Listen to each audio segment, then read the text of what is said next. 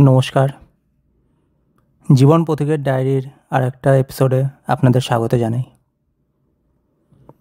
পথিক মানে আমরা কি জানি? পথিক হচ্ছে ট্রাভেলার।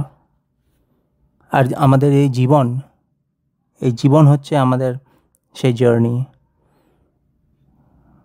আমরা যে যাত্রাপথে আমরা সবাই একে অপরের সঙ্গে যাত্রা করছি, এই যাত্রাপথে আমরা সবাই পথিক। কেউ একটু এগিয়ে, কেউ একটু পিছিয়ে, কিন্তু সবাই কিন্তু আমরা সেই একই রাস্তাতে সফর সঙ্গী। আমার কেরিয়ারের যে জার্নিটা, সেটা শুরু হয়েছিল 2009-তে। আমি কলেজ পাস আউট করি, বিটেক পাস আউট করি 2009-তে। IT career. প্রথমেই আমি খুবই এক্সাইটেড ছিলাম, কেননা আমার পরিবারের যারা আমার চেয়ে বড় ছিল, আমার দাদা দিদিরা, তারা সবাই অনেকেই এই কেরিয়ারই বেছে নিয়েছিলেন। এবং সেই জন্যে আমি তাদের দেখতাম, তাদের কত সচ্ছল জীবন। শুধু সচ্ছলতা নয়, তার সঙ্গে তারা অনেক বিদেশেও তারা গেছে, অনসাইট অপরচুনিটি পেয়েছে। অনসাইটে গিয়ে তারা বসবাস করছে। তারা যখন ভারতবর্ষে ফেরে, তখন আমার জন্য অনেক গিফট নিয়ে আসতো। এবং আমি তাদের কাছে অনেক গল্প শুনতাম যে কত পরিষ্কার সেই সব দেশ, কত সুন্দর সেখানকার জীবনযাত্রা। এবং আমি তখন দিবাস্বপ্ন দেখতাম যে কবে আমি যাব, আমারও এরকম চাকরি হবে, আর আমিও সেরকম বিদেশে পাড়ি দেব, আমার সংসারের, আমার পরিবারের মুখ উজ্জ্বল করব, আমার বাবা মায়ের মুখ উজ্জ্বল করব। সেই জন্য আমি খুবই এক্সাইটেড ছিলাম যখন আমি প্রথম চাকরি পাই এমএনসিতে। এখন 15 বছর পর হয়ে গেছে, 2025 সাল। এখন অনেক ভুল রাস্তায় আমি চলেছি, অনেক অন্ধকার সংকীর্ণ পথ আমি পার করেছি। আমার জীবনে অনেক চড়াই উতরাই দেখেছি, খাদের তলানি পর্যন্ত আমি পৌঁছে গেছি, যেখান থেকে আমার কখনো মনে হয়নি যে আমি আবার নিষ্কৃতি পাবো, আবার আমি মাথা তুলে উঠে দাঁড়াতে পারবো। কিন্তু এক সময় আমি সেটা পেরেছি, আর আজ আমি এসেছি আমার সেই ডেস্টিনেশনে, যেখানে মনের শান্তি আমি পেয়েছি। কিন্তু আমার এত বছরের যে এই জার্নিটা, এটার আনুমানিক যে মূল্য আমাকে চোকাতে হয়েছে, সেটা আপনারা কি জানেন? 50 লক্ষ টাকা, 50 lakhs। এবার আপনারা ভাবছেন যে আমাকে মূল্য চোকাতে কেন হলো? আমি তো খুব ভালো চাকরি করছি, তাহলে সেই চাকরিতে আমি নিশ্চয়ই প্রচুর টাকা উপার্জন করেছি, তাহলে 50 লক্ষ টাকা আমার লস হলো কেন? সেই গল্পই আজকে আমি শেয়ার করতে এসেছি। দুটো সংখ্যা আপনাদের আমি প্রথমেই বলবো, যে দুটো সংখ্যা আমাকে ভেঙে দিয়েছিল 2020-তে। 2020 আমরা সবাই জানি, কোভিড যে বছরে শুরু হলো। দুটো সংখ্যা, 2000 টাকা। কি 2000 টাকা? আমার ব্যাংক ব্যালেন্স, আমার সব অ্যাকাউন্ট মিলিয়ে আমার টোটাল ব্যাংক ব্যালেন্স 2000 টাকা ছিল 2020-তে। আর আমার ওজন ছিল 80 কেজি। বলে রাখা ভালো, আমি মোটামুটি 5 ফুট 7 ইঞ্চির লম্বা। আমি 5 ফুট 7 ইঞ্চির মতন লম্বা। সুতরাং আমার আইডিয়াল ওয়েট হওয়া উচিত ছিল 65 কেজির আশেপাশে। আমার সেখানে ওয়েট হয়ে গিয়েছিল 80। একবার আমি 82 বা 83 ওজনও আমি দেখেছি। এই দুটো সংখ্যা এই 15 বছরে আমি দুটো সমান্তরাল জার্নি করেছি, কিন্তু সেই দুটো সমান্তরাল জার্নি আমার একই পরিণতির দিকে যাচ্ছিল, সেলফ ডিস্ট্রাকশন। আমার নিজের অস্তিত্ব সংকটে পড়ে গিয়েছিল, একটা আর্থিকভাবে, একটা শারীরিকভাবে। কিন্তু দুটোর মধ্যে কোনো কারণের কি কোনো পার্থক্য ছিল? কেন আমি এই ধ্বংসের পথে এগিয়েছিলাম? সেটা কিন্তু না। কারণটা কিন্তু দুটোরই এক কারণ ছিল। আমি পালাতে চাইতাম। কোথা থেকে পালাতে চাইতাম, কেন পালাতে চাইতাম, সেটাই এবারে বলবো। চলুন শুরু করি। শুরু থেকেই আমার দুখানা বিষয় আমার মনে অনেক গর্ব ছিল। 1 নম্বর কারণ, আমি ইএমআই কোনো দিন নিইনি। ইএমআইতে কোনো জিনিস কিনিনি বা লোন নিয়ে কোনো জিনিস কিনিনি। আমি মনে করতাম, এবং সেটা অনেকেই সেটা বলে থাকবেন, আপনি হয়তো অনেকের কাছেই শুনবেন, যে ইএমআইতে জিনিস কেনাটা বোকামি। আপনি আসলে একটা জিনিসের যত দাম দিতেন, আপনি যদি তার পূর্ণ মূল্য চুকিয়ে দিতেন একসঙ্গে, তার চেয়ে অনেক বেশি মূল্যই আপনি চোকাচ্ছেন যদি আপনি ইএমআইতে সেই জিনিসটা কেনেন। কেননা আপনাকে সেই বেস প্রাইসটার ওপর ইন্টারেস্ট দিতে হচ্ছে মাসে মাসে। কিন্তু যেহেতু কথাটা আছে, ইজি মান্থলি ইনস্টলমেন্ট, আপনার প্রত্যেক মাসে পকেটের ওপর অতটা চাপ পড়ছে না যতটা একসঙ্গে একটা থোক টাকা বার করে দিলে যতটা চাপ পড়তো। সেই জন্য আপনার মনে হয় হয়তো যে এই করাটা আমার সাধ্যের মধ্যে। কিন্তু আমি ভাবতাম যে যেহেতু আমি সেই বোকামিটা করি না, সেই জন্য আমার যথেষ্ট ফিনান্সিয়াল সেন্স আছে। আমি যখন কিছু জিনিস কিনি, সেটা অনেক হাই প্রাইস হলেও সেটা আমি তার পূর্ণ মূল্য চুকিয়ে তক্ষুনি আমি কিনে নিতাম। কোনো আগামী দিনের জন্য দেনা বাকি রাখতাম না, বা কোনো একটা জিনিস কেনার জন্য বা কোনো বড় ধরনের পারচেজ, যেমন বাড়ি, গাড়ি, এসবের প্রতি আমার কখনো মোহ ছিল না। সুতরাং আমি সেগুলোর জন্য আমি লোন নিয়ে আমি সেগুলো কিনিনি। সেই জন্যে আমার মনে একটা ফলস একটা ধারণা এসে গিয়েছিল যে আমি খুব ফিনান্সিয়ালি রেসপন্সিবল।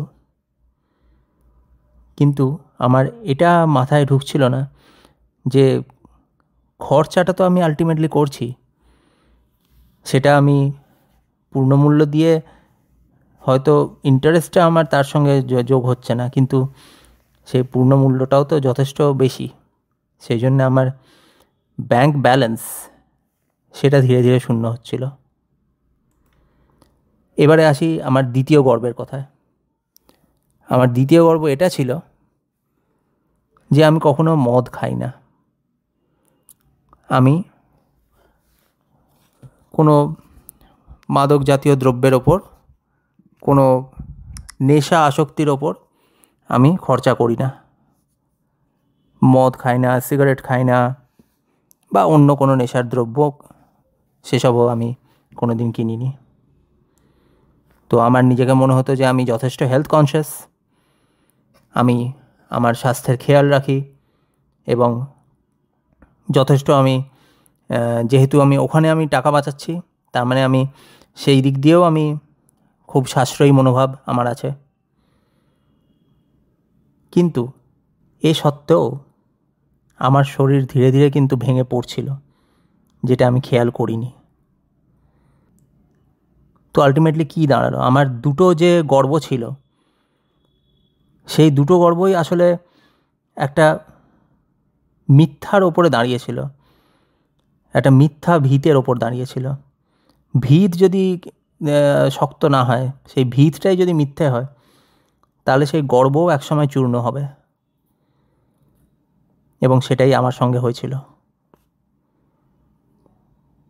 আমি এইটা বুঝতাম না যে আমি যে জিনিস নিয়ে গর্ব করছি, সেই গর্ব করছি আমি এমন কিছু কিছু কাজ যেগুলো আমি করি না, সেইটা নিয়ে আমি গর্ব করছি।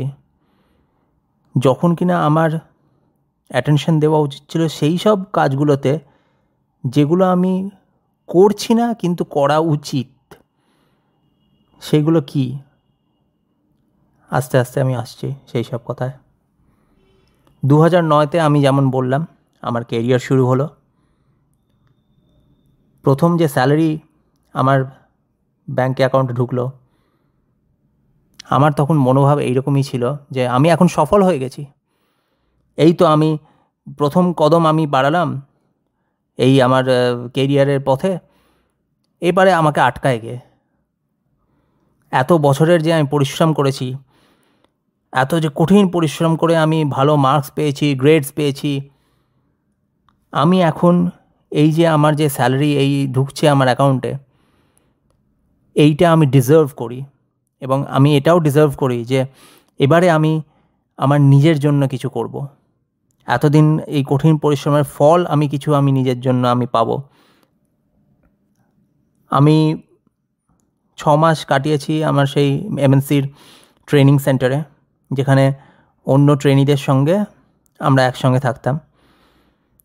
সুতরাং সবাই মিলে একসঙ্গে আমরা শপিং মলগুলোয় যেতাম।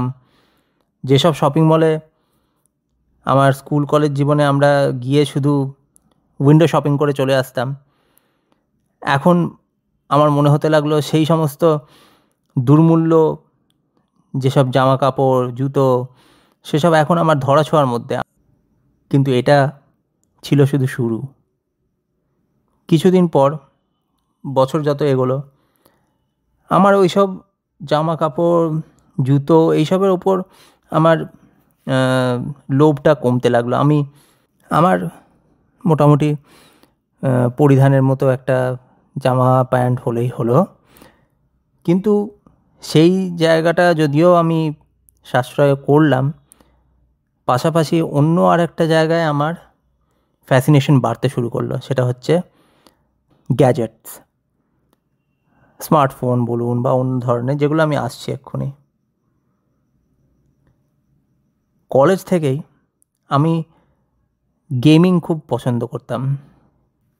সেই জন্যে আমি যখন প্রথম চাকরি ছেড়ে দ্বিতীয় চাকরিতে কলকাতায় ফিরলাম, তখন প্রথমেই যে কাজটা করলাম সেটা হচ্ছে একটা PS3 কিনলাম।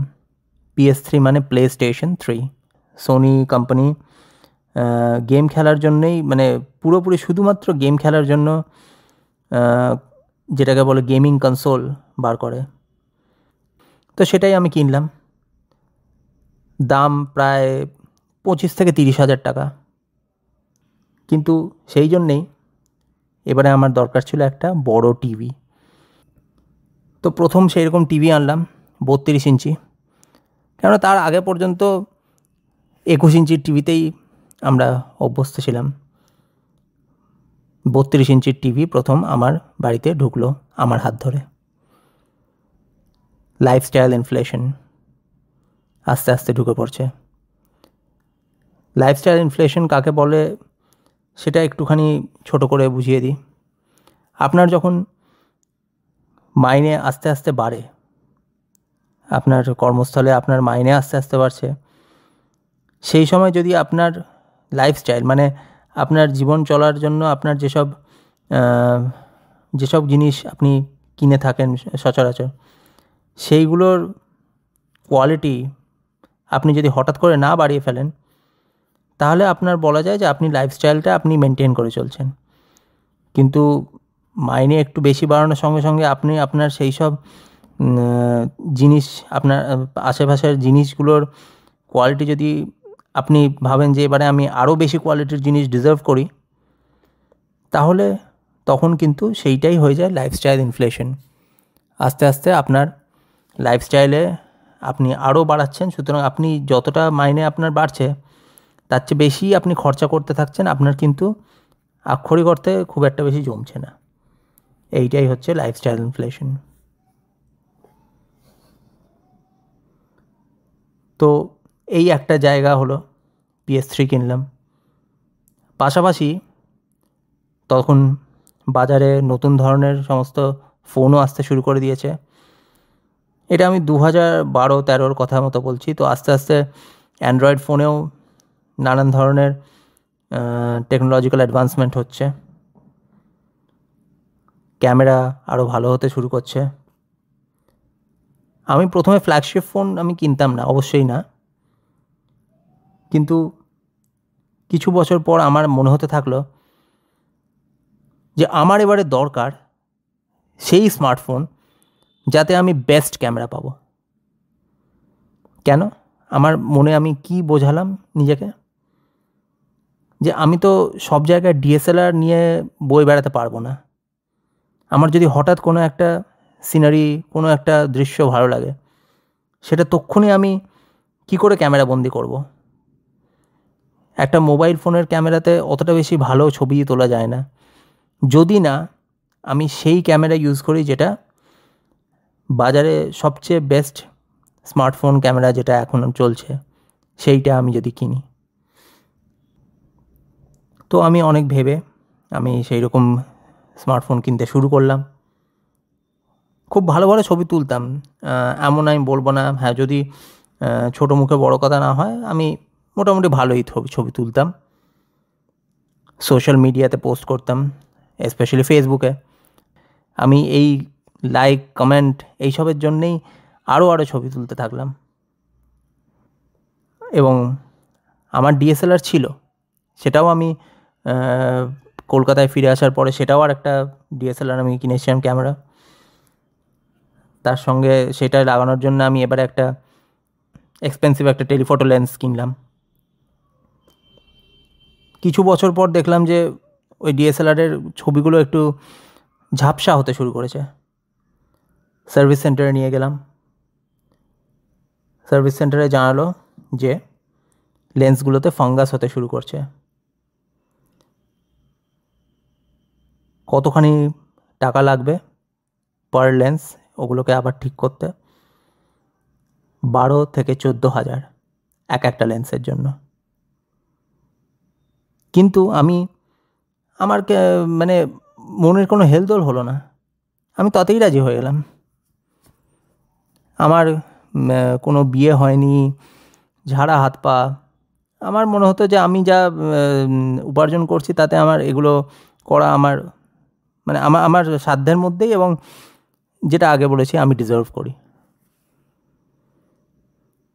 তারপর বাজারে এলো PS4, PlayStation 4।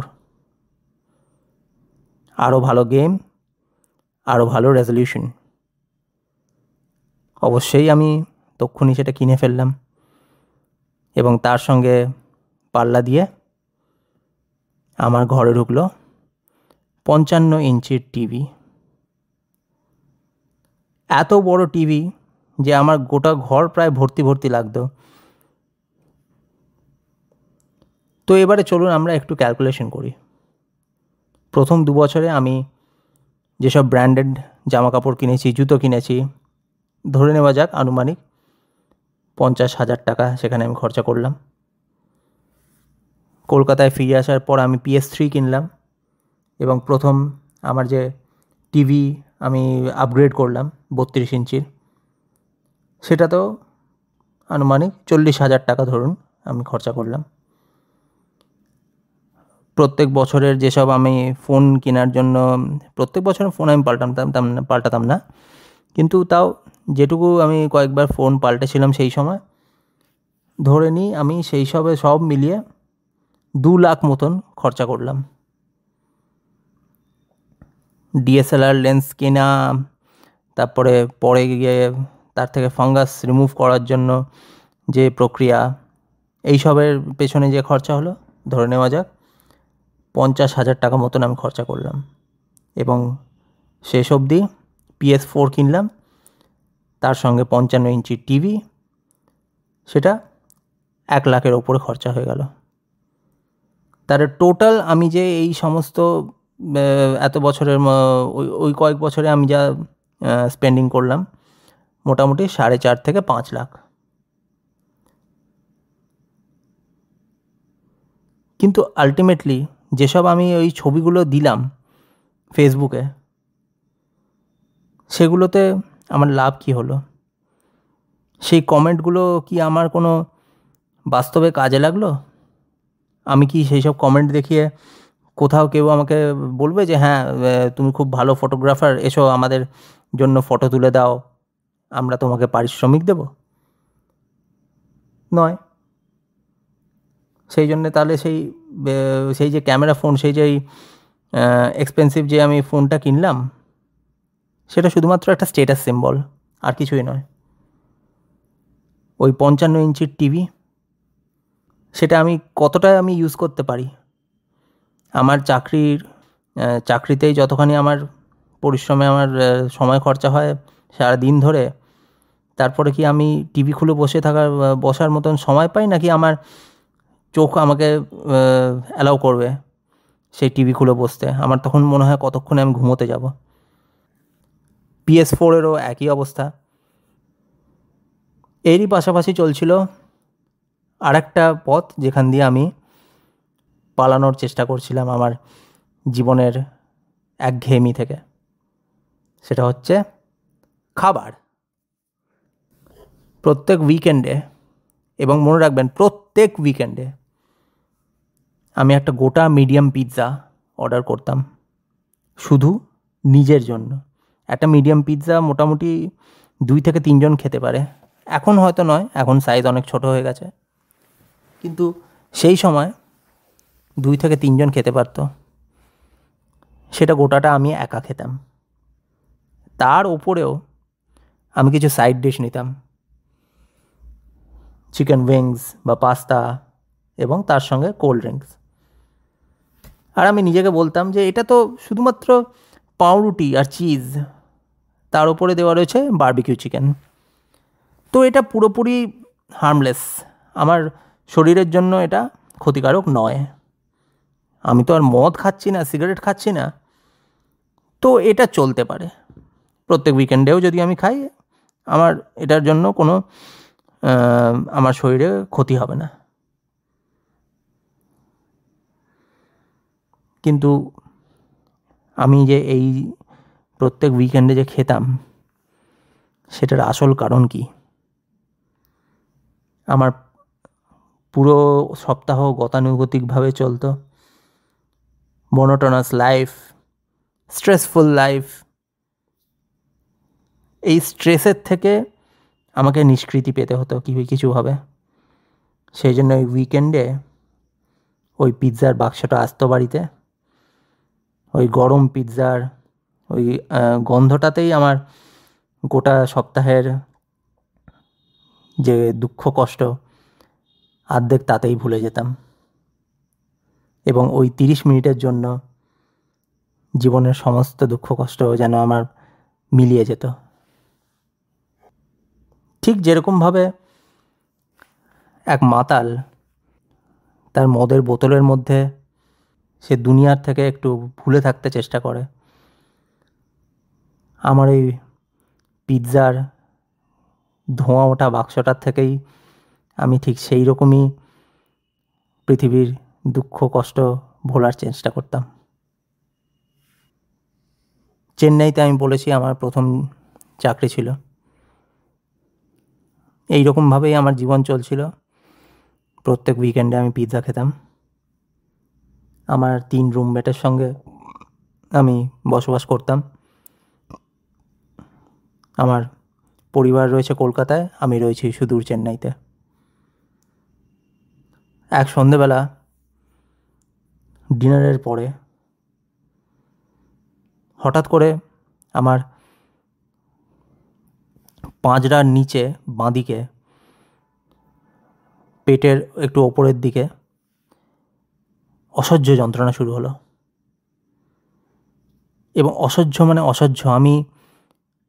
আমার বিছানায় গিয়ে কুঁকড়ে শুয়ে রইলাম। এদিক ওদিক ছটফট করতে থাকলাম যন্ত্রণায়।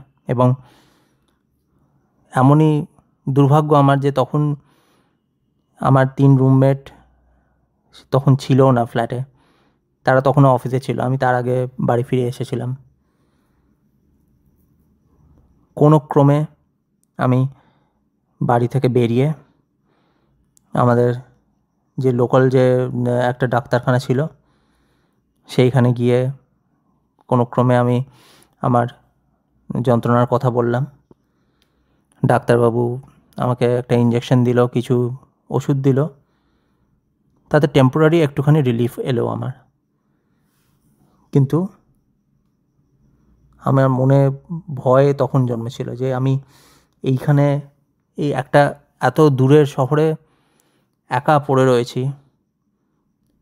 এখানে আমার যদি শারীরিক কোনো গোলযোগ হয় তাহলে আমাকে কে উদ্ধার করতে আসবে, কে আমার সেবা শুশ্রূষা করতে আসবে?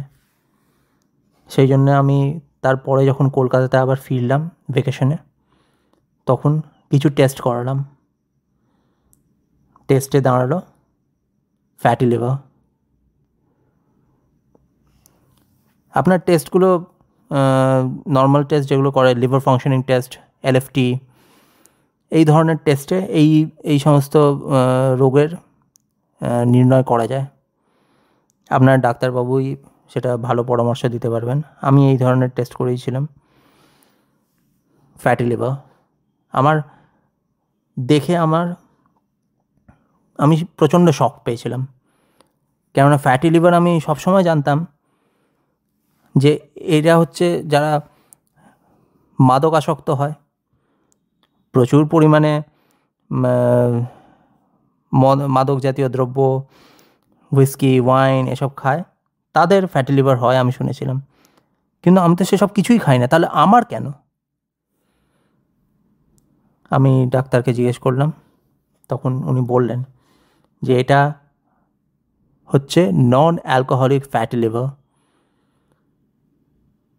এটা হয় অত্যধিক জাঙ্ক ফুড খাওয়ার জন্য, আনহেলদি খাবার খাওয়ার জন্য। তো আমি আকাশ থেকে পড়লাম। মানে আমি কল্পনাও করতে পারছিলাম না যে এটা আমার কেন হলো। আমি একদিন গোটা আমি ডিনায়ালে ছিলাম যে না, এটা নিশ্চয়ই কিছু ভুল হচ্ছে। আমি তো এরকম কিছু জিনিস খাই না যাতে আমার এইরকম কোনো আমার শরীরের অবস্থা হওয়া উচিত।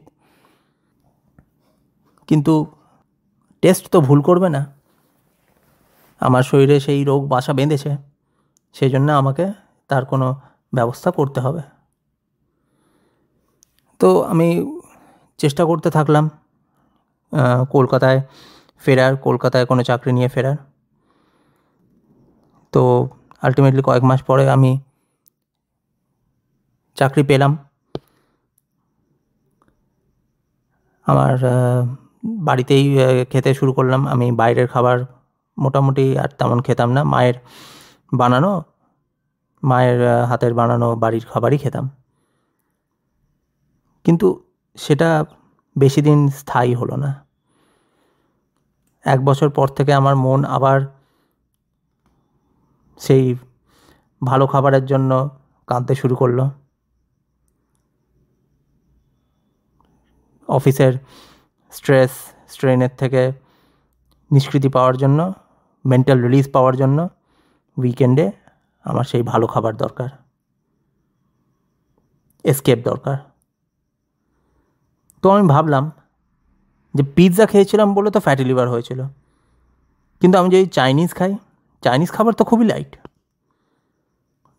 আচ্ছা, আমি শুধু নুডলস আর স্যুপ খাবো, তাহলে তো খুবই হেলদি খাবার। এটা তো নিশ্চয়ই আমার কোনো শরীরে খারাপ হবে না। ততদিনে বাজারে এসে গেছে জোম্যাটো। তো জোম্যাটো খুলে আমার প্রত্যেক সপ্তাহের নুডলস আর স্যুপ খাওয়ার জন্য আমি এক্সপ্লোর করতে শুরু করলাম যে কলকাতায় কী কী চাইনিজ রেস্টুরেন্ট আছে, সব জায়গা থেকে আমি নুডলস আর স্যুপ খাবো প্রত্যেক সপ্তাহে। কিন্তু সব রেস্টুরেন্ট তো একই মান মর্যাদা দিয়ে রান্না করে না।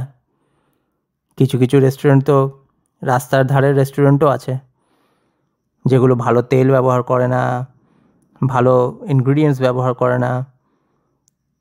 তাদের চাউমিন আপনি খেলে দেখবেন চাউমিন একবারে তেলে ভাসছে। কিন্তু আমি এইসবগুলো কোনটাও মাইন্ড করতাম না। আমি ভাবতাম যে পিৎজার থেকে তো ভালো খাচ্ছি, সুতরাং আমি হেলদি খাবারই খাচ্ছি, এতে কোনো আমার কষ্ট হবে না।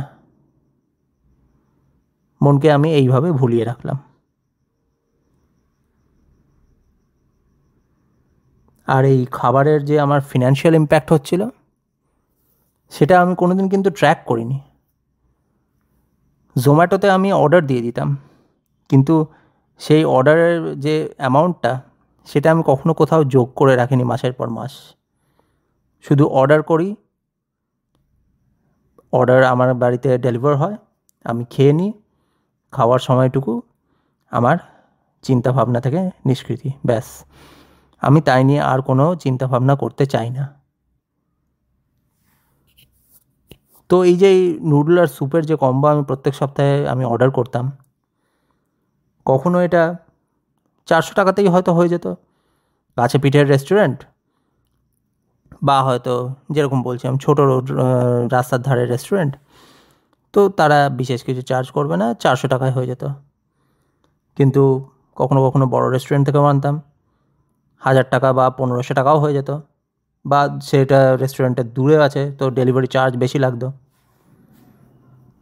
তো তাহলে এটা আমরা যদি এবারে একটু ক্যালকুলেশনে আনি, তাহলে সাপ্তাহিক আমরা দেখছি 400 থেকে 1000 পর্যন্ত হয়তো যদি আমরা ধরে নিই, মাসিক 1800 থেকে ধরুন প্রায় 4500 টাকা। তো গোটা 6 বছরে 2014 থেকে 2019 আমি প্রায় 2 লাখ টাকা এই বাইরের খাবারের ওপর উড়িয়েছি। এটার ওপর যদি আমি যোগ করি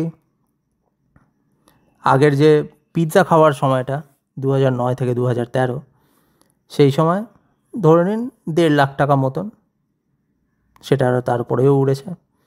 তো টোটাল যে খাবারের ওপর আমার যে খরচা হয়েছিল, বাইরের আনহাইজেনিক আনহেলদি খাবার ওপর যা খরচা হয়েছিল 3.5 লাখ মতন আমরা ধরে নিই। কিন্তু এটা কিন্তু শুধু ডিরেক্ট কস্ট, আমি যেটা খাতায় কলমে হিসেব করতে পারছি। কিন্তু ইনডাইরেক্ট কস্ট আসছে, একটু পরেই বলছি। এরকমভাবে কয়েক বছর গেল, আমার ওজন বাড়তে শুরু করলো। আস্তে আস্তে 65 থেকে 70, তারপরে 75 থেকে 80, শেষে 83। কিন্তু এইটাই হচ্ছে ব্যাপার যে প্রত্যেক দিন তো আর কেউ ওজন মাপে না, বা প্রত্যেক দিন মাপলে অত বেশি তার পরিবর্তনটা সে বুঝতেও পারবে না। খুব আস্তে আস্তে এই ওজন পরিবর্তন হতে থাকে, সেই জন্যে হঠাৎ করে দেখলে সেটা চোখে পড়বে না। আপনারা হয়তো বয়লিং ফ্রগ, যে ফ্রগের ঘটনা হয়তো শুনেছেন। একটা ব্যাঙকে যদি আপনি একটা পাত্রের মধ্যে জল ভর্তি পাত্রের মধ্যে রেখে সেটা আস্তে আস্তে ফোটাতে থাকেন, সেই ব্যাঙটা কিন্তু অনেকক্ষণ পর্যন্ত দিব্যি বসে থাকবে সেই পাত্রের মধ্যে। আস্তে আস্তে যদি আপনি টেম্পারেচার বাড়াতে থাকেন সেই পাত্রের জলের, তো এক সময় গিয়ে ব্যাঙটা বুঝবে যে এবারে সে সেই গরমটা আর নিতে পারছে না, সহ্য করতে পারছে না। কিন্তু ততক্ষণে তার শরীর থেকে সমস্ত শক্তি চলে গেছে, সুতরাং সে আর ঝাঁপ দিয়ে সেই পাত্র থেকে বেরোতেও পারে না, ফলে সে নিজেও ফুটে মারা যায়। এইটা হচ্ছে অনেক আমাদের জীবনের সমস্যার একটা খুব বাস্তব প্রতিচ্ছবি। আমরা ততক্ষণ পর্যন্ত আমাদের জীবনের কোনো পরিবর্তন করি না যতক্ষণ না আমাদের সেই জীবনের পথ চলাটার মধ্যে যদি কোনো একটা বাধা বিপত্তি অনেক বড় আকারে না দাঁড়াচ্ছে, এবং যতদিনে সেই বিপত্তিটা বড় আকার নেয় তখন আর কিছু করার থাকে না। তো আমার ওজনও সেই রকম বাড়ছিল। ইতিমধ্যে এবারে আমি একটু যদি কেরিয়ারের কথা বলি, আমার একটা খুব ভুল একটা অ্যাজাম্পশন ছিল। ওখানেও আমার একটা খুব নিজের মনের একটা অহংকার কাজ করতো যে আমার প্রোগ্রামিং এবিলিটি, আমি খুব ভালো প্রোগ্রামার। আমি যা শিখেছি এতগুলো বছরে, আমার ট্রেনিং প্রোগ্রামে বলুন, আমি নিজে আলাদা করে ট্রেনিং ইনস্টিটিউটে শিখে বলুন, সব কটা জায়গাতে আমি হাই মার্কস পেয়েছি। অন্যরা কেউ আমার মতন অত হাই মার্কস পায়নি কোথাও।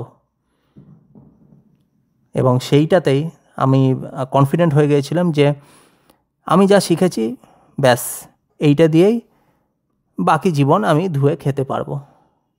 আগেকার জেনারেশনের মতো তারা যতদিন পর্যন্ত তাদের শিক্ষা প্রতিষ্ঠানে তারা শিক্ষা নিত, ডিগ্রি নেওয়া পর্যন্ত, তারপরে তাদেরকে আর বাকি জীবন পড়তে হতো না। তারা সেই শিক্ষা নিয়েই তারা তাদের কর্মজীবন সম্পন্ন করত।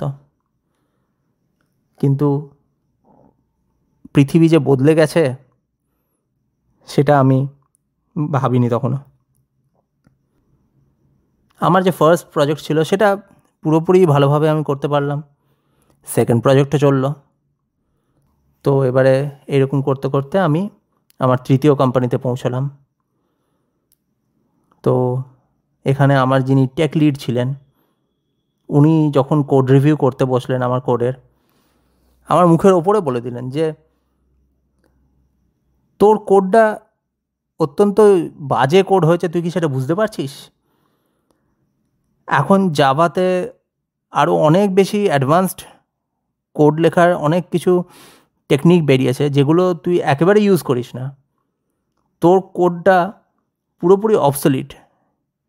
এই 2015-তে দাঁড়িয়ে তুই 2008-এর কোড লিখছিস। আরেকবার জীবনে শক খেলাম। অত্যন্ত লজ্জাজনক পরিস্থিতি, খানিকটা রাগও হলো, কিন্তু তার সঙ্গে খানিকটা ভয়ও পেলাম। কিন্তু এটা ছিল শুধুমাত্র শুরু, কলির সন্ধ্যা। তারপর থেকে প্রত্যেক দিন আমার ওপর হ্যারাসমেন্ট চলতো। প্রত্যেক দিন আমাকে অন্য সবার সামনে হিউমিলিয়েট করা হতো। তুই কি কিছুই জানিস না? এটা কি করছিস? আবার ভুল করেছিস? প্রত্যেক দিন, প্রত্যেক কোড রিভিউতে, প্রত্যেক মিটিংয়ে। কিন্তু আমি কি করতাম? আমি কি ছেড়ে দিতাম, রিজাইন করতাম? তারপরে আমার তো অন্য কোনো অফার নেই হাতে, কোনো এমার্জেন্সি ফান্ড নেই। হ্যাঁ, ইএমআই না নেই, ইএমআই হয়তো নেই, কিন্তু মাসিক বিলস তো আছে, ফ্যামিলি রেসপন্সিবিলিটিস তো রয়েছে আমার।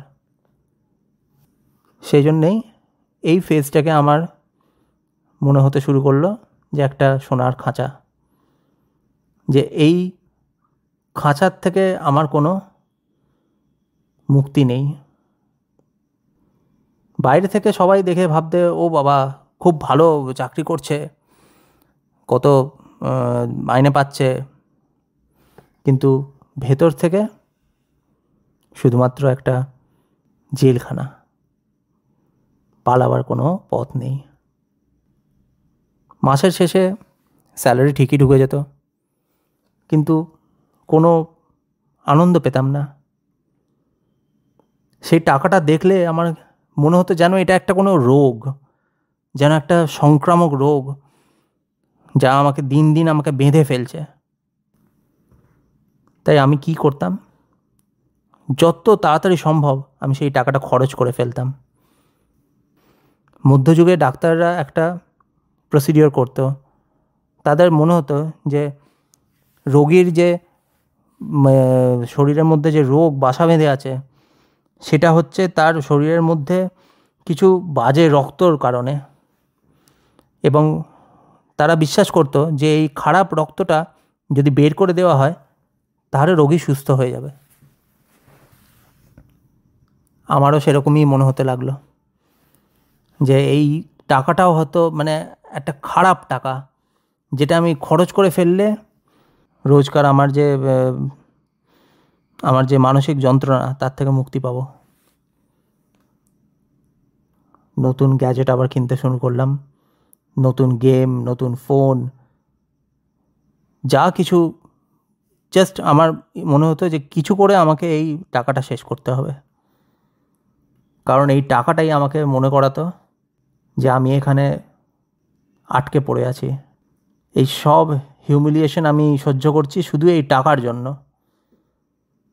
আমার সেলফ রেসপেক্ট আমি বেচে দিয়েছি শুধু এই মান্থলি স্যালারিটা পাওয়ার জন্য। যত তাড়াতাড়ি এই টাকা শেষ হবে তত আমার হয়তো এই সাইকেলটা আমি ভেঙে বেরোতে পারবো, কিন্তু তা হতো না।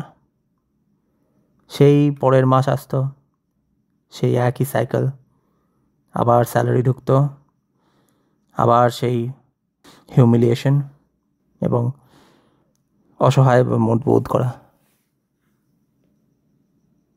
আমার যে ডেইলি লাইফ ছিল সেটা আমার মনে হতো যে আমি একটা অন্ধকার সুড়ঙ্গ দিয়ে হাঁটছি, যেখানে কোনো আলো নেই, শুধু অন্ধকারের পথিক আমি। অ্যামাজনের চেকআউট পেজে সেই আনন্দ খুঁজতাম। কিছু একটা অর্ডার করলেই সেইটুকু সময় একটা আনন্দ হতো, নতুন একটা জিনিস আসছে আমার কাছে 5 মিনিটের জন্য, শুধু 5 মিনিটের জন্য। আমি যদি ভুলতে পারি আমার সঙ্গে কি অত্যাচার হচ্ছে আমার কাজে কর্মস্থলে, যদি 5 মিনিটের জন্য আমি ভুলতে পারি আমার অসহায়তা, তারপরে সেই প্যাকেজ আসতো বাড়িতে, খুলতাম 5 মিনিটের জন্য, খুব মনে সেই এক্সাইটমেন্ট আসতো যে নতুন জিনিসটা আমি পেয়েছি হাতে। কিন্তু তারপরেই আবার মনের মধ্যে সেই শূন্যতা ফিরে আসতো, আবার সেই অন্ধকার সুড়ঙ্গ, আবার পরের মাসের স্যালারি, আবার সেই রক্তক্ষরণ। 8 মাস চলতে লাগলো এই সাইকেল। আমি ব্যাংক ব্যালেন্স দেখা বন্ধ করে দিয়েছিলাম, কেননা দেখে কি হবে, কিছু না কিছু তো থাকবেই, স্যালারি তো আসছে। 8 মাস পরে একটা এমন দিন এলো, রাত 2টো, আমি ঘুমোতে পারছি না। আমার শরীর মন সব ভেঙে গেছে। সেই দিন আমি বুঝতে পারলাম যে আমি প্রবলেম কিন্তু সলভ করছি না, আমি প্রবলেমের থেকে পালাচ্ছি। আমি যা কিছু করছি, জিনিস কেনা থেকে শুরু করে খাবার, সব কিছুই আমার শুধুমাত্র আমার জীবনের পারিপার্শ্বিক জীবন থেকে পালানোর জন্য, সেটা যতটুকু টাইমের জন্যই হোক। পরের দিন থেকে আমি 5টায় উঠে পড়লাম। প্রত্যেক দিন 5টায় উঠে 2 ঘন্টা আমি কোনো কিছু নতুন স্কিল শিখতে শুরু করলাম। ইউডেমি, ইউডাসিটি, এই ধরনের সমস্ত অনলাইন লার্নিং পোর্টাল আছে, সেখানে আমি কোর্স কিনতে শুরু করলাম। কিনে আমি সেগুলো পড়তে শুরু করলাম এবং সেগুলোকে নতুন স্কিলগুলোকে করায়ত্ত করতে শুরু করলাম। 6 মাসে আমি নতুন স্কিল শিখে আমি নিজেকে আপডেট করে ফেললাম। তার 1 বছর পর আমি আগের থেকেই অন্য কোম্পানিতে অ্যাপ্লিকেশন দিতে শুরু করেছিলাম। তো বেটার অফার পেয়ে আমি এই কোম্পানি ছেড়ে আমি পরের কোম্পানিতে চলে গেলাম, যেটা আবার অবশেষে আমি আবার একটা এমএনসিতে ফিরলাম। মনে মনে ভাবলাম এবারে তো সব কিছু আবার ভালো হবে, কিন্তু হলো না। হ্যাঁ, ঠিক আছে, নতুন কোম্পানি, অনেক বেটার এনভায়রনমেন্ট, প্রত্যেক দিন আমাকে হিউমিলিয়েট করা হচ্ছে না, ম্যানেজার আমার ভালো, স্যালারি অবশ্যই আরও ভালো। আমি ভাবলাম এবারে সব ঠিক হয়ে যাবে, কিন্তু আমার যে খরচা করার যে হ্যাবিট, সেটা কিন্তু বন্ধ হলো না। হ্যাঁ, আমি এবারে আর সচেতনভাবে ওরকম ভাবতাম না যে এই যা টাকা পাচ্ছি এটা খারাপ টাকা, আমাকে এটা খরচ করে ফেলতে হবে। কিন্তু আমার সেটা একটা হ্যাবিট ফর্ম হয়ে গেছে। সেই হ্যাবিটটা থেকে আমি ভেঙে বেরোতে পারিনি, সেই জন্যে ওটা চলতে লাগলো ইনার্শিয়াতে। একটা ট্রেন আপনি জানেন, আপনি নিশ্চয়ই দেখেছেন যে ইঞ্জিন বন্ধ করে দেওয়ার পরেও খানিকটা এগিয়ে যায়, ইনার্শিয়াতে তখনও চলতে থাকে। সেরকমই আমার পারিপার্শ্বিক যন্ত্রণা আমার বন্ধ হয়ে গেলেও আমি আমার খরচা করার হ্যাবিটটা তখনও আমি ছাড়তে পারলাম না। আর আমার মনে একটা ফলস কনফিডেন্স এসে গিয়েছিল।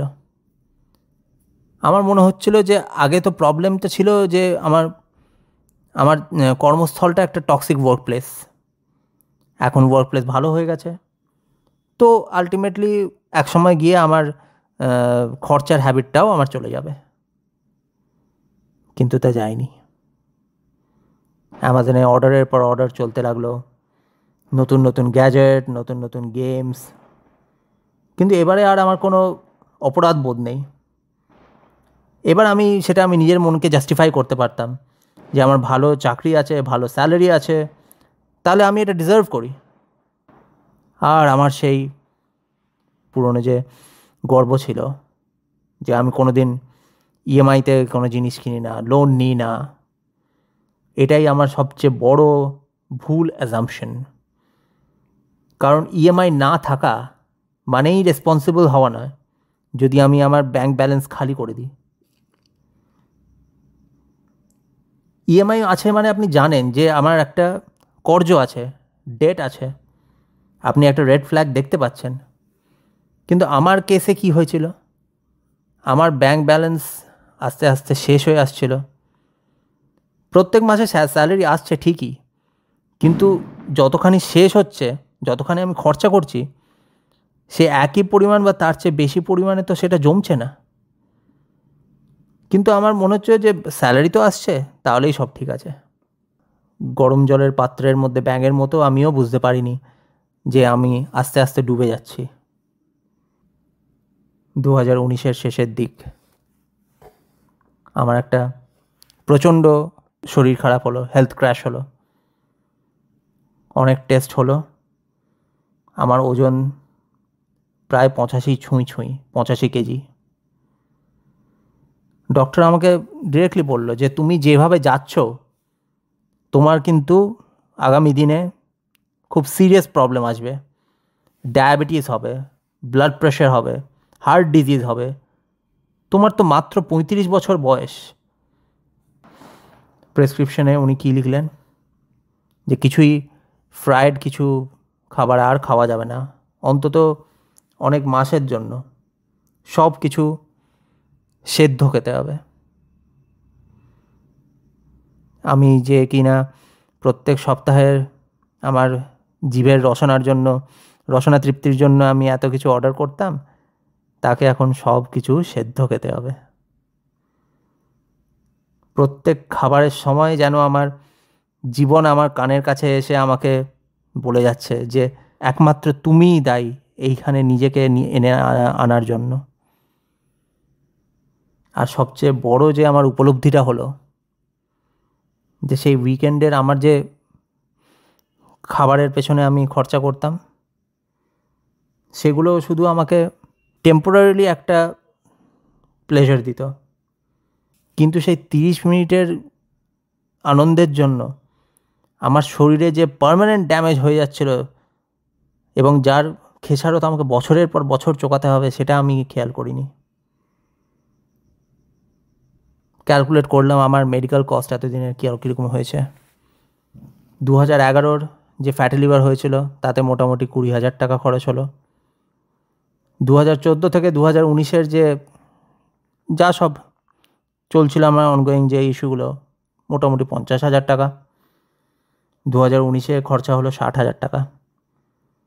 টোটাল তাহলে আমার মেডিকেল এক্সপেন্স কত দাঁড়ালো?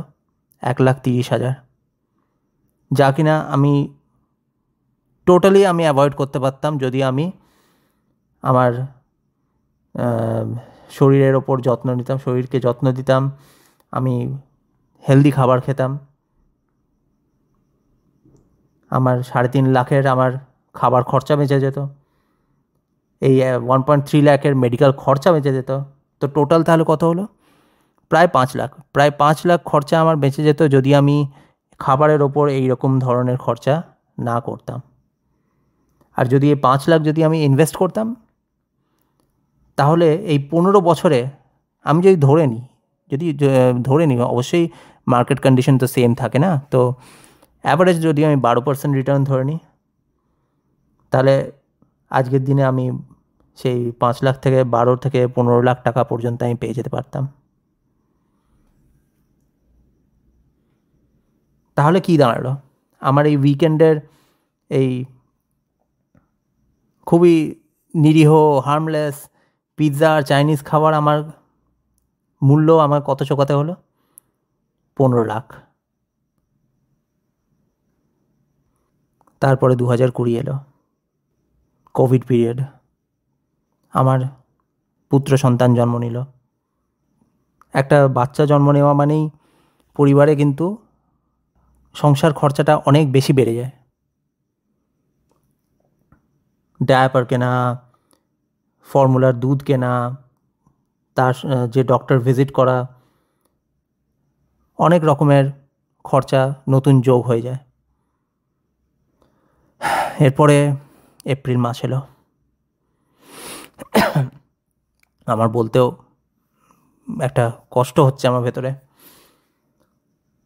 কেননা আমি ওই দিনগুলো আমার হচ্ছে জীবনের সব থেকে অন্ধকার দিন। আমার ব্যাঙ্ক অ্যাকাউন্ট একদিন আমি চেক করলাম, কত পড়ে রয়েছে জানেন? 2000 টাকা। আমার নিজের চোখকে বিশ্বাস হচ্ছিল না। আমার তো চাকরি আছে, আমার রেগুলার স্যালারি আসছে, 15 বছরের এক্সপিরিয়েন্স, তাহলে কি করে আমার 2000 টাকা পড়ে থাকে? আমার আমি চোখে অন্ধকার দেখছিলাম। আমি বুঝতে পারছিলাম না যে আমার সংসার খরচা আমি কিভাবে চালাবো। পরের মাসে তো স্যালারি আসবে, কিন্তু ততদিন আমার বাড়ির যে সংসার খরচা, আমার বাচ্চার ওপর খরচা, আমার স্ত্রীর মেডিকেল খরচা, সেগুলো তো আমি পরের মাসে করব বললে আমার তো চলবে না। একটা জিনিস এখানে বলে রাখি, আমি আমার পেরেন্টসদের সঙ্গেই থাকি বিয়ের পরেও। আমার বউ বাচ্চা সবাই মিলে আমরা থাকি, জয়েন্ট ফ্যামিলি। ওয়েস্টার্ন কালচারে এটা খুব লজ্জাজনক একটা ব্যাপার। যদি আপনি 18 বছর, আপনি যখন প্রাপ্তবয়স্ক হবেন, তখন আপনি যদি বাবা মায়ের ছত্রছায়ার থেকে না বেরোন, তাহলে আপনাকে অনেক সমাজের গঞ্জনা শুনতে হবে। কিন্তু আমি সেটার সঙ্গে একমত নই। আমি মনে করি জয়েন্ট ফ্যামিলিতে একে অপরের সঙ্গে থাকাতে অনেক অ্যাডভান্টেজ আছে, অনেক সাপোর্ট পাওয়া যায়, অনেক ফ্রিডম পাওয়া যায়। এটার আমি আরেকটা সেপারেট ভিডিও পরে করব। আপনারা যদি চান সেই ভিডিও, তাহলে কমেন্টে জানাবেন, আমি সেটা করব। কিন্তু এই স্টোরিতে, এইখানে, এই যে আমাদের জয়েন্ট ফ্যামিলিতে থাকা, এটা কিন্তু আমার বর্তমান পরিস্থিতির জন্য আমার কোনো অ্যাডভান্টেজ দিল না, উল্টে আরও বেশি বাজে করে তুললো আমার ব্যাপারটাকে, আমার অবস্থাটাকে। কেননা আমাকে যেতে হবে আমার বাবার কাছে, হাত পাততে হবে আমার বাবার সামনে। একটা ফোন কলে আমি সেরে নিতে পারবো না।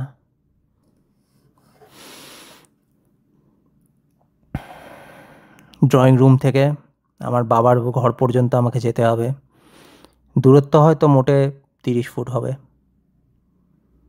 কিন্তু সেই এক এক ফুট যেন মনে হচ্ছিল কোনো দিন আর শেষ হবে না। প্রত্যেক মুহূর্তে আমি নিজেকে ভাবছিলাম যে না, আমি যাব না। কি বলবো আমি বাবাকে?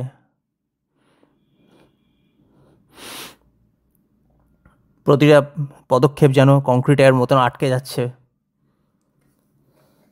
কীভাবে আমি বলবো? আমার 35 বছর বয়স, 15 বছর আমি চাকরি করছি, তারপরে আমি বাবার কাছে হাত পাতবো?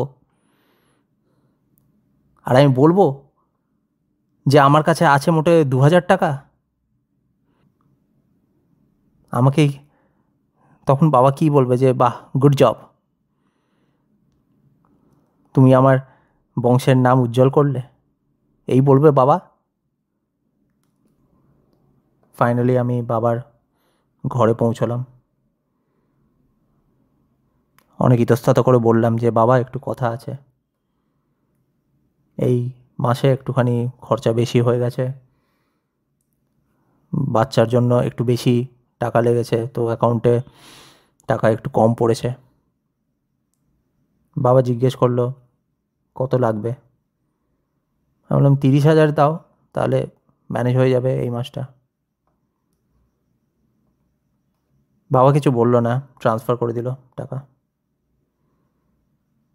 কিন্তু আমি বাবার চোখটা আমি দেখেছিলাম, তার চোখ ভর্তি শুধুমাত্র আমার প্রতি ডিসঅ্যাপয়েন্টমেন্ট। কোনো কথা কিন্তু আমাকে বলেননি, কোনো কথা শোনাননি, কিন্তু সেই চাহনিটা, সেটা আমার আজও মনে আছে। কিন্তু এখানেই শেষ হলো না। আমার মা জানতে পারলো, আমার স্ত্রী তো অবশ্যই জানতোই। স্ত্রী যখন প্রথমবার শুনলো এই কথা, তখন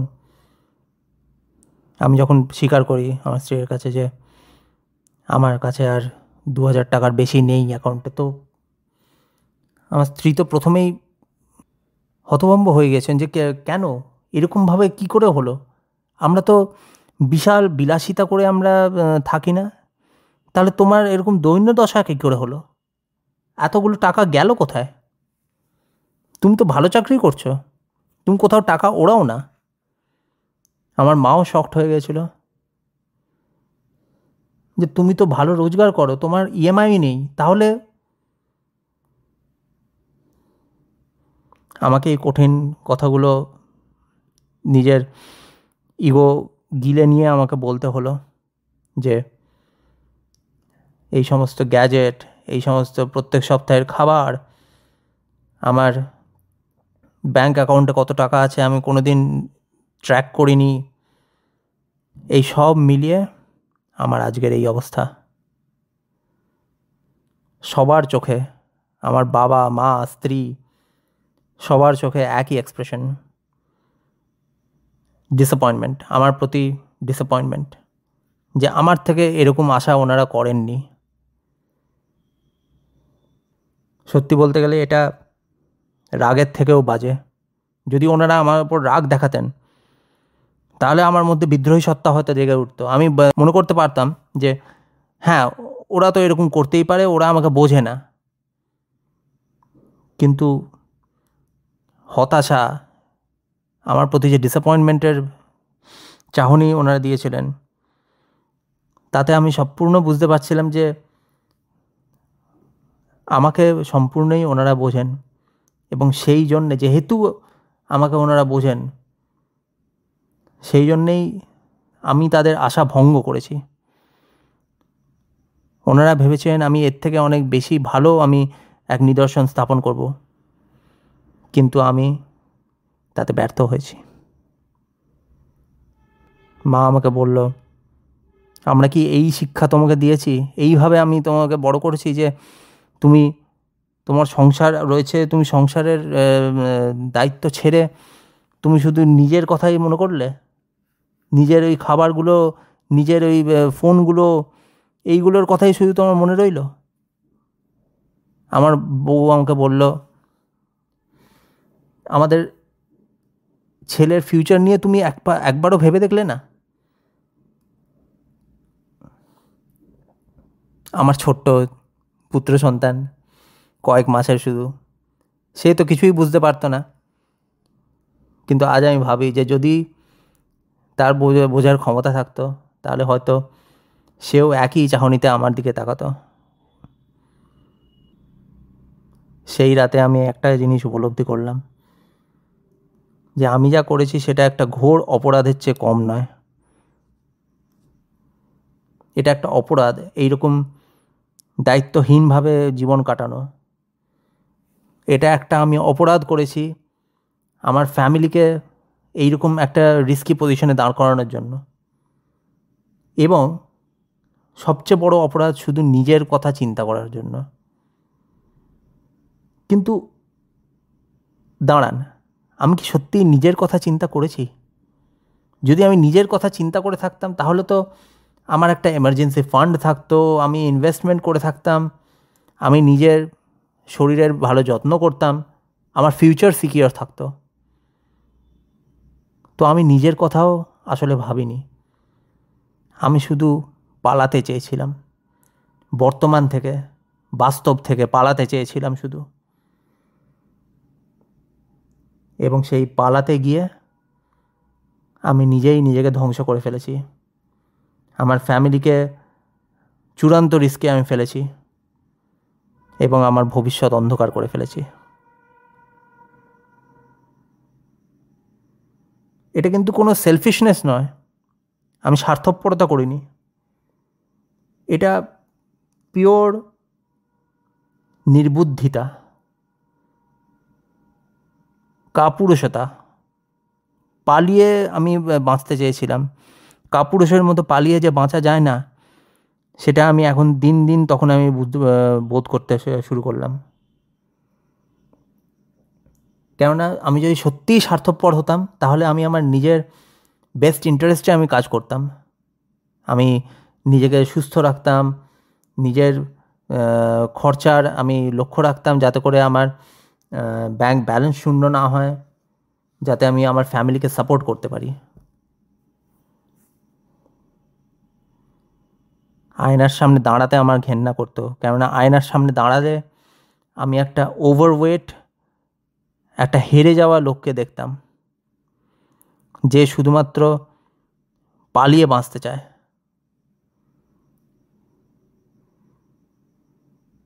25 বছর বয়সে যে আইটি ইন্ডাস্ট্রিতে ঢুকেছিল অনেক উচ্চাকাঙ্ক্ষা নিয়ে, তার দাদা দিদিদের মতো সাকসেসফুল হওয়ার স্বপ্ন নিয়ে, তাকে আর আমি খুঁজে পাচ্ছিলাম না। এই 85 কেজির লোকটা, যার ব্যাংক ব্যালেন্স রয়েছে শুধুমাত্র 2000 টাকা, যাকে তার বাবার কাছে হাত পাততে হচ্ছে তার সংসার খরচা চালানোর জন্য, এই হেরে যাওয়া লোকটা, এই কাপুরুষ লোকটা, এটা কে? এ তো আমি নই। আর সবচেয়ে বাজে ঘটনাটা তো এখনও শুরু হয়নি। এই 30,000 টাকাটা যে আমি নিলাম, এটা তো শুধু প্রথম মাস। তারপরেও যে আমার জীবনের মোড় ঘুরে গেল তা তো নয়। মেতে আবার আমাকে 40,000 নিতে হলো, জুনে 50, জুলাইতে 60, অগাস্টে 50,000, সেপ্টেম্বরে গিয়ে 70,000। টোটাল 6 মাসে 3 লাখ টাকা। 3 লাখ টাকা আমাকে বাবার কাছ থেকে ধার করতে হয়েছিল। প্রত্যেক মাসে সেই একভাবে ভারী পদক্ষেপ নিয়ে আমাকে বাবার ঘরে যেতে হতো। সেই প্রত্যেক মাসে বাবার চোখে মুখে আমি সেই হতাশা দেখতে পেতাম। প্রত্যেক মাসে মাথা হেঁট করে আমাকে চলে আসতে হতো। 6 মাস, এইরকমভাবে 6 মাস অতিক্রম করলো। বাবা কখনো না বলল না, কখনো আমাকে প্রশ্ন করলো না যে কেন তোমার এই অবস্থা। বাবা আমাকে শুধু দিয়েই দিল সেই টাকা। কোথা থেকে? না তার রিটায়ারমেন্টের পেনশন থেকে। আমি 15 বছরের চাকুরিজীবী হয়ে একজন রিটায়ার্ড মানুষের পেনশনের থেকে আমাকে হাত পাততে হলো। 6 মাসের পর থেকে আমি বাবাকে বললাম যে আর লাগবে না, আমি এবারে ম্যানেজ করে নিতে পারবো। বাবা বলল, তুমি শিওর তো? আমি বললাম হ্যাঁ। আমাকে আর টাকা দিতে হবে না। আমি বুঝতে পারলাম, সেই দিনই আমি উপলব্ধি করলাম যে প্রবলেম টাকা নয়, খাবার নয়, প্রবলেম হচ্ছে আমি যেরকমভাবে আমার লাইফে আমার যে কোপিং মেকানিজমটা রয়েছে, লাইফের যা সব স্ট্রেস, যন্ত্রণা, এইসবের থেকে পালানোর জন্য যে আমি প্যাটার্নটা নিয়ে এসেছি আমার জীবনে, সেইটাই আমাকে ধ্বংস করে ফেলছে, আর্থিকভাবে এবং শারীরিকভাবে। তার পরের দিন থেকেই আমার ডিসিশন আমি নিয়ে নিলাম যে আমি এবারে যুদ্ধে নামবো, দুদিকেই যুদ্ধে নামবো, আমার আর্থিক সঙ্গতির দিকে এবং আমার স্বাস্থ্যের দিকে।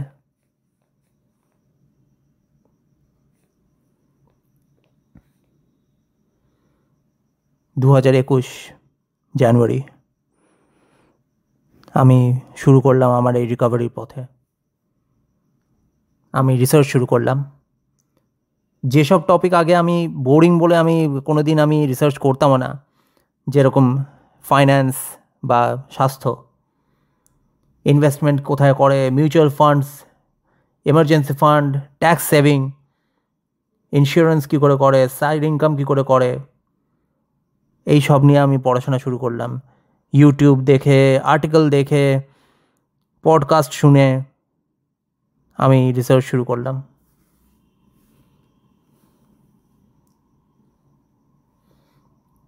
আর একটা জিনিস উপলব্ধি করলাম যে হ্যাঁ, আমি আপস্কিলিং তো করছি, আমার নতুন আমি স্কিল, আমি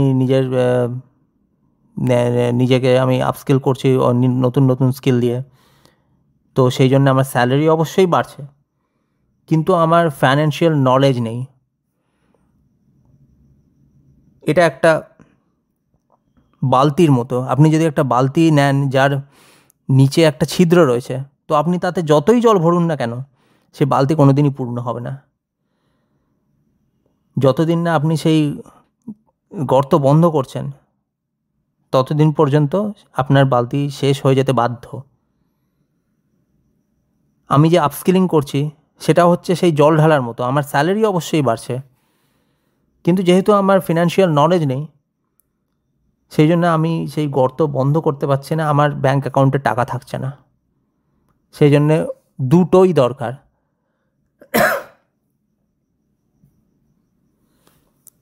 ঠিক একই রকমভাবে আমার স্বাস্থ্যকে পুনরুদ্ধার করার জন্যও আমি রিসার্চ করতে শুরু করলাম। স্বাস্থ্যের জন্য আমি রিসার্চ করলাম নিউট্রিশন নিয়ে। আমাদের শরীরে প্রোটিনস, কার্বোহাইড্রেটস, গ্লুকোজ, এইসবের কী ফাংশনিং, আমাদের যে পাচনযন্ত্র, ডাইজেস্টিভ সিস্টেম কীভাবে কাজ করে, মেটাবলিজম কীভাবে কাজ করে, সেই নিয়ে আমি পড়াশোনা শুরু করলাম। কিভাবে সুস্থ থাকা যায় তাই নিয়ে পড়াশোনা শুরু করলাম। হ্যাঁ, এই সবই আমার আগে বোরিং লাগতো, কিন্তু এখন আমি মনোনিবেশ করে এসব পড়তে শুরু করলাম, কেননা আমার এই পৃথিবীতে টিকে থাকতে গেলে এই জ্ঞান আমার থাকতে হবে। এই জ্ঞান না নিয়ে আমি অন্ধকারে হাতড়ে যখন বেড়াচ্ছিলাম, তখন আমি না আমার আর্থিকভাবে আমি কোথাও যেতে পারছিলাম, না আমার স্বাস্থ্য নিয়ে আমি কোথাও যেতে পারছিলাম।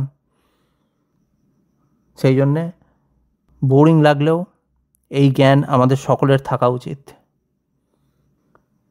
স্বাস্থ্যের দিক দিয়ে রিসার্চ করতে করতে জানলাম একটা ডায়েটিংয়ের একটা টাইপ, যেটাকে বলে ইন্টারমিটেন্ট ফাস্টিং। আমি প্রথম খুব একটা পাত্তা দিইনি বা একটুখানি স্কেপটিক্যাল ছিলাম এটার ব্যাপারে, কেননা ফাস্টিং করে আমি মনে করতাম যে খাওয়া যদি স্কিপ করি তাহলে আমি আরও দুর্বল হয়ে পড়ব। কিন্তু আমি অনেক ভিডিও দেখে আমি সেটার পেছনের সায়েন্সটা পড়লাম। আমি চেষ্টা করলাম 16-8 মেথড, 16 ঘন্টা উপোস আর 8 ঘন্টার মধ্যে দিনের যত খাওয়া সেটা সম্পন্ন করে ফেলা। প্রথম সপ্তাহে খুবই কঠিন লাগছিল, মাঝে মাঝে মনে হচ্ছিল কিছু খেয়ে নিই। দ্বিতীয় সপ্তাহে সেটা আরেকটু বেশি সহজ হলো। তৃতীয় সপ্তাহ থেকে আমার শরীর অ্যাডাপ্ট করে গেল, আমার আর কোনো খিদে লাগতো না ওই 16 ঘন্টার মধ্যে। এবং তারপর কি হলো, সেটা একটা ম্যাজিকের মতো। চতুর্থ সপ্তাহ থেকে আমার এনার্জি বাড়লো, মেন্টাল ক্ল্যারিটি বাড়লো এবং ওয়েট কমতে শুরু করলো। আস্তে আস্তে 1 বছরের মাথায় সেই 85 কেজির থেকে আমি আবার 68 কেজিতে আমি এনে ফেললাম আমার ওজনকে। কিন্তু এই যে ওয়েট কমানোটা কিন্তু সবচেয়ে বেশি ইম্পর্ট্যান্ট ছিল না আমার কাছে। ইম্পর্ট্যান্ট ছিল যে আমি আমার শরীরে কী রকম অনুভব করছি। একদিন সিঁড়ি দিয়ে উঠছিলাম,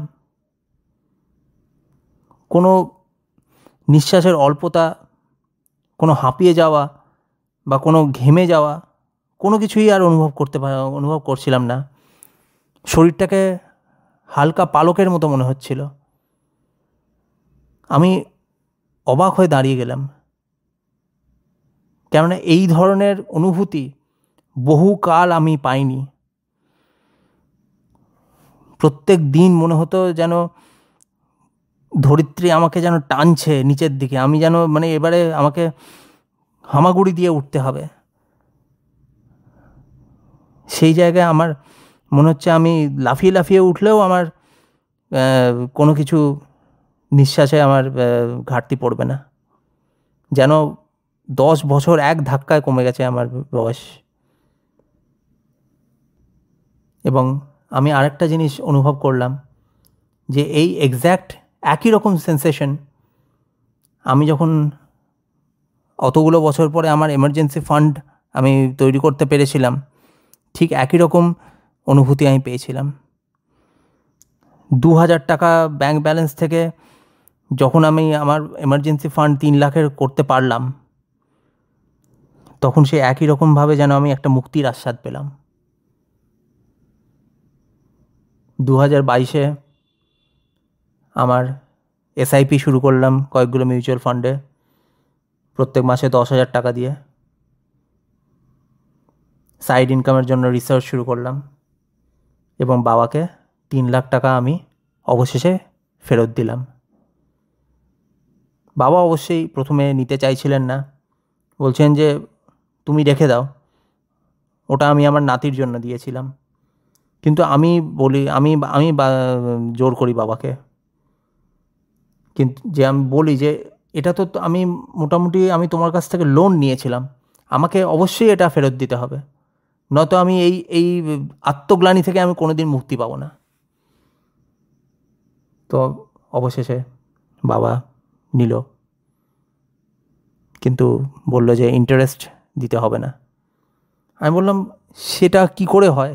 আমি যদি ব্যাংক থেকে লোন নিতাম তাহলে 12% আমাকে ইন্টারেস্ট দিতে হতো। 3 লাখে আমি যদি 6 মাসে প্রায় 20,000 টাকা ইন্টারেস্ট হয়, তাহলে অন্তত এইটুকু নাও। বাবা বলল, তুমি আমার ছেলে, আমি কোনো ব্যাংক নই, তো ইন্টারেস্ট লাগবে না। শুধু এইটুকু মনে রেখো, এই অবস্থায় যেন আর কোনো দিন তুমি না পড়ো। Never again, never again. এই কথাগুলো আমি আমার জীবনের আপ্তবাক্য করে নিয়েছি। আর যেন কোনো দিন আমি এই ভয়াবহ পরিস্থিতির মুখে যেন না পড়ি। 2023-এ আমার এমার্জেন্সি ফান্ডটা আমি 6 লাখ পর্যন্ত আমি বাড়াতে পারলাম। এসআইপি বাড়াতে পারলাম প্রত্যেক মাসে 15,000 টাকা করে। টোটাল ইনভেস্টমেন্ট আমার দাঁড়ালো 8 লাখ মতন। এখন আমি বলবো না যে আমি ধনী হয়ে গেছি, কিন্তু অন্তত আমি সিকিওর হয়েছি, ফিনান্সিয়ালি সিকিওর। দুটোর মধ্যে পার্থক্য আছে। ধনী যারা হয় তাদের প্রচুর ওড়ানোর মতো হয়তো টাকা থাকে, কিন্তু আমার সিকিওর আমি যখন, কেননা আমার যদি কালই চাকরি চলে যায় তাহলে অন্তত 6 মাস আমি কোনো চাকরি ছাড়া টিকতে পারবো, আমার সংসার খরচা চলতে থাকবে, আমি পথে বসে পড়বো না যতদিন না আমি আবার আরেকটা চাকরি পাচ্ছি। যখন 2021-এ আমি আমার খরচাগুলো আমি ট্র্যাক করতে শুরু করলাম, যে প্রথম ক্যাটাগরিটা আমি চেক করলাম সেটা হচ্ছে খাবার। 6 মাসে আমি দেখলাম যে সবজিপাতি কিনতে, বাড়িতে সবজিপাতি, মাছ, মাংস যা কিছু কিনি, টোটাল যদি আমি বলি তাহলে 8,000 টাকা যদি পার মাস হয়, তাহলে বাইরের খাবার কিনতে আমি মোটামুটি প্রায় 6,000 টাকা প্রত্যেক মাসে খরচা করেছি, প্রায় ইকুয়াল। তার মানে আমি যতটা আমি বাড়িতে খাবারের জন্য আমি খরচা করছি, প্রায় ততটাই খরচা করছি বাইরের খাবার খেতে, যেটার কোনো মানে হয় না। আমি তক্ষুনি আমি প্রত্যেক উইকেন্ডে বাইরে খাওয়া আমি বন্ধ করে দিলাম। হ্যাঁ, খুব ওকেশনালি আমি বাইরের খাবার খেতাম, কিন্তু সেটা 1,000 টাকা যাতে না ছাড়ায় সেইটা আমি খেয়াল রাখতে শুরু করলাম। 95% আমি বাড়ির খাবার খেতেই শুরু করলাম। তাহলে মান্থলি সেভিং আমার মোটামুটি 5,500 থেকে 6,000 টাকা আমি বাঁচাতে শুরু করলাম। এটাতে আমার হেলথ বেনিফিটসও অবশ্যই হলো। আমার তো সবচেয়ে খারাপ অবস্থা হচ্ছিল বাইরের আনহেলদি ফুড খেয়ে। তাহলে আমার এইগুলো যখন আমি বর্জন করে দিলাম, আমার কোলেস্ট্রলের জন্য যে ওষুধ আমি খাচ্ছিলাম সেটা ছেড়ে গেল, টেস্টে আমার সব কিছু খুব ভালো পজিটিভ বেরোতে শুরু করলো। হ্যাঁ, অবশ্যই কোভিড পজিটিভ বেরোয়নি, সুতরাং সেইটুকু পজিটিভটা না বেরোলেই সেটা বেঁচে গেছি। ডক্টর ভিজিটসের ওপর আমার আর কোনো খরচা হলো না। তো আরও 3,000 থেকে 5,000 টাকা মোটামুটি পার মাস আমি বাঁচাতে শুরু করতে পারলাম। তাহলে ফুড ডিসিপ্লিন আমি যখন করলাম, মোটামুটি 8,000 থেকে 10,000 টাকা প্রত্যেক মাসে আমার বাঁচতে শুরু করলো। তার মানে প্রত্যেক বছরে প্রায় 1 লক্ষ টাকার ওপরে সেভিংস। এর উপরে পাওনা হচ্ছে আমার ওয়েট কমতে শুরু করলো, আমার এনার্জিকে বাড়তে শুরু করলো, সুতরাং সব দিক থেকে আমি অ্যাডভান্টেজ পেতে শুরু করলাম। তার মানে কি, একটা ডিসিশনে ডাবল বেনিফিট আমি পাচ্ছি, ফিনান্সিয়াল প্লাস ফিজিক্যাল। এই দুটোই কিন্তু কানেক্টেড আমার জীবনে। আমার হেলথ যদি খারাপ থাকে, আমার টাকাও খারাপ জায়গায় নষ্ট হয়ে যাবে। হেলথ যদি আমার ঠিকঠাক থাকে, তাহলে আমার টাকাকে আমি বাঁচিয়ে রাখতে পারবো। এরপরে আমি একটু ফাস্ট ফরওয়ার্ড করে যাই এবং এসে যাই এই 2025 বর্তমান বছরের শুরুর দিকে, মার্চ 2025। আমার ছোটোবেলার স্বপ্ন ছিল যে আমি ইজিপ্টে যাব, পিরামিডস দেখব, গিজার পিরামিড। আমার ছোটোবেলাকার স্বপ্ন, এবং শুধু আমার নিজের একার স্বপ্ন আমি রাখিনি, সেই স্বপ্ন আমি দেখেছিলাম যে আমি আমার ফ্যামিলির সাথে দেখব। শুধু আমি একা নই, বা আমি আমার স্ত্রী পুত্রর সঙ্গেও নয়, আমার বাবা মা স্ত্রী পুত্র সবাইকে নিয়ে আমি একসঙ্গে দেখতে যাব। এই ছিল আমার স্বপ্ন। অবশেষে সেই স্বপ্ন আমি পূরণ করতে পারলাম মার্চ 2025-এ। হ্যাঁ, বাবা মায়ের টিকিটের দাম বা ওনাদের থাকার খাওয়ার খরচা আমি পুরোটাই দিয়েছি। থাকার খরচার কোনোটাও আমাকে করতে দেননি। আমি যদিও আমি বলেছিলাম, কিন্তু বাবা বলল যে এটা আমরা করব, তুমি প্ল্যান করো, অ্যারেঞ্জ করো, আমরা আমাদের পার্টটা আমরা হ্যান্ডেল করে নেব। তো ঠিক আছে, সেটা আমি মেনে নিয়েছিলাম। কিন্তু বাকি যা সব ছিল, ট্রাভেল এজেন্টসের সাথে কোঅর্ডিনেশন, ইটিনারি যেগুলো প্ল্যান করতে হবে, কোথায় হোটেল বুকিং, ভিসা প্রসেস, কে কে ট্যুর গাইড হবে, এইখানে প্রত্যেকটা শহরের মধ্যে ট্রান্সপোর্টেশন, সব কিছু ডিটেল অ্যারেঞ্জমেন্ট সব কিছু আমি একা করেছি। আমার প্রথম কনসিডারেশন ছিল আমার ফ্যামিলিকে কমফোর্টেবল রাখা। আমার বাবা মায়ের বয়স হয়েছে, ওনাদের স্ট্যামিনা কম, সেই জন্যে অত ঝটিকা সফরের মতো করলে ওনাদের কষ্ট হয়ে যাবে। আমার ছেলে খুবই ছোট, তারও তার এনার্জি অনুযায়ীও প্ল্যান করতে হবে। আমার স্ত্রীর যা কিছু প্রেফারেন্স আছে, আমার মায়ের ডায়াবেটিস, সুতরাং ওনার কী কী খাবারের জন্য রেস্ট্রিকশন ওখানে রাখতে হবে, সব কিছু আগে থেকে প্ল্যান করে সব আমি হ্যান্ডেল করেছি। অবশেষে ইজিপ্টের মাটিতে পা রাখলাম। প্রথম দিন গিজা প্ল্যাটোতে আমরা সবাই দাঁড়িয়ে, আর সামনে দাঁড়িয়ে রয়েছে সেই বিশাল পিরামিড, হাজার হাজার বছর পুরনো সেই পিরামিড। কিন্তু আমি সেই দিকে আমার কিন্তু নজর ছিল না।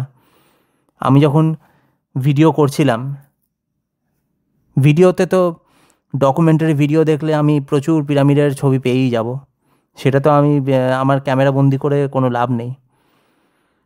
আমি আমার পরিবারের দিকে আমার ক্যামেরা তাক করেছিলাম। আমি দেখছিলাম আমার বাবা মায়ের মুখ, আমার স্ত্রী পুত্রর মুখ, তাদের মুখে আর কোনো ভাষা নেই। আমার মা আমাকে বলল যে আমি কখনো ভাবিনি যে এমন কিছু দেখব। আমার বাবা বলল যে আমি কখনো ভাবিনি যে দেশের বাইরে গিয়ে এইরকম একটা সপ্তম আশ্চর্যের মধ্যে একটাকে আমি দেখতে পাবো, তোমার জন্যই এটা সম্ভব হলো। সেই মুহূর্ত পিরামিডের সামনে গোটা পরিবারের সাথে বাবা মায়ের সেই আনন্দ দেখে আমি আমার চোখের জল আটকে রাখতে পারলাম না। কিন্তু এবারে কিন্তু এটা আনন্দাশ্রু। 2020-তেও আমি কেঁদেছিলাম, কিন্তু সেইটা কেঁদেছিলাম আমি লজ্জাতে, আমার অসহায়তায়। কিন্তু 2025-এ আমি যে কাঁদলাম সেটা আনন্দে, সেটা আমার বিজয় লাভের আনন্দে। আমার বাবা মা দুজনেই বলল যে তোমার ওপর আমাদের খুব গর্ব আছে। আমার স্ত্রী আমাকে বলল, I am proud of you. আমার পুত্র সন্তান, সে তো খেলছিল পিরামিডের সামনে, সে তো যা জানে না যে 5 বছর আগে তার বাবার অ্যাকাউন্টে মাত্র 2000 টাকা ছিল। তার বাবাকে তার দাদুর কাছ থেকে টাকা ধার করতে হয়েছিল। সে 85 কেজির একটা মানুষের রূপে একটা ফুটবল হয়ে গিয়েছিল। এইসব সে কিছুই জানে না। সে শুধু জানে যে তার বাবা তাকে ইজিপ্ট নিয়ে এসছে তার সম্পূর্ণ পরিবারকে নিয়ে, এবং সবাই আনন্দে আছে। তো এই যে আমার এই এত বছরের যে জার্নি, এইটাতে আমার যে শিক্ষা পেলাম, আমি যদি আপনাকে সেটা আমি বলি যে আপনি যদি এখন বর্তমান আপনার পরিস্থিতিতে যদি এইরকম অবস্থায় পড়ে থাকেন যে আপনার মনে হচ্ছে যে আর কোনো বেরিয়ে আসার কোনো উপায় নেই, চারিদিকেই অন্ধকার, তাহলে কিন্তু মনে রাখবেন যে 2020-তে আমারও কিন্তু ব্যাঙ্ক অ্যাকাউন্টে মাত্র 2000 টাকা পড়েছিল, এবং 5 বছরের মধ্যে 2025-এ আমি আমার গোটা পরিবারকে নিয়ে ইজিপ্টে বেড়াতে এসেছি। আপনার জার্নিটা কত লম্বা হবে সেটা কিন্তু আপনার ডিটারমিনেশন, আপনার অধ্যবসায় সব কিছুর ওপর ডিপেন্ড করছে। আমি যদি বলতে পারতাম আমার 25 বছরের, যে আমি যখন যুবক ছিলাম টাইম মেশিনে করে যদি আমি ফিরে যেতে পারতাম, আমার সেই 25 বছরের সত্তাকে আমি যদি কিছু উপদেশ দিতে পারতাম, তাহলে আমি হয়তো বলতাম যে পালিয়ে যাওয়াটা কিন্তু সলিউশন নয়। প্রবলেম থেকে যত পালাবে প্রবলেম তত বড় হবে। ঘুরে দাঁড়িয়ে প্রবলেমের মোকাবিলা করতে হবে, সেই প্রবলেমকে সমাধান করতে হবে।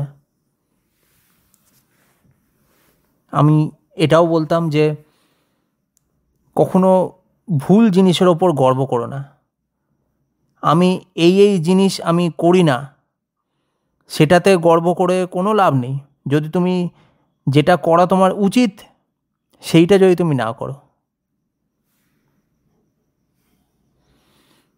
আমি এটাও বলতাম যে টেম্পোরারি 30 মিনিটের বাস্তব থেকে পালিয়ে যাওয়াটা, সেটার জন্য আমি যা কিছু আমি আমার শরীরে ঢোকাচ্ছি, তাতে আমি আরও অনেক বছরের যন্ত্রণা আমি কিন্তু বাসা বাঁধিয়ে ফেলছি আমার শরীরে।